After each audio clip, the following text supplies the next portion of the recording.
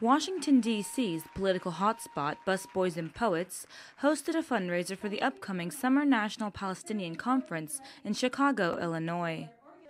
The event was held to raise money for the conference, as well as community awareness about the ongoing crisis in Gaza and the West Bank. For a long time, people have concentrated on the Palestinians in the West Bank and in Gaza only, because they're the ones who are facing or bearing the brunt of the military occupation. The Palestinian community, however, is in diaspora all over the world. Besides the refugee populations in the surrounding Arab countries, there's also a large population in the U.S. as well as all throughout Europe.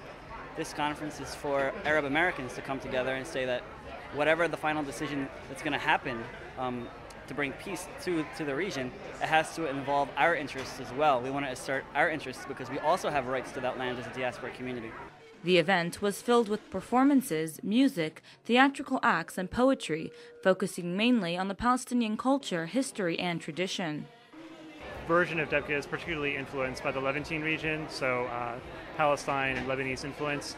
It has its roots back in the traditional Palestinian farming days. A lot of the swaying motions sort of mimic that older culture. Since 2006, non-government organizations, through grassroots efforts, have formed a national coalition to hold the Palestinian Conference in August of 2008 in commemoration of the 1948 Nakba and develop a principled, inclusive, and nonpartisan Palestinian voice in the U.S. that is anchored in following the objectives of self-determination, equality for the Palestinian people, the right of return for all Palestinian refugees to their original homes, lands, property, and villages, and ending the Zionist occupation and colonization of Palestine.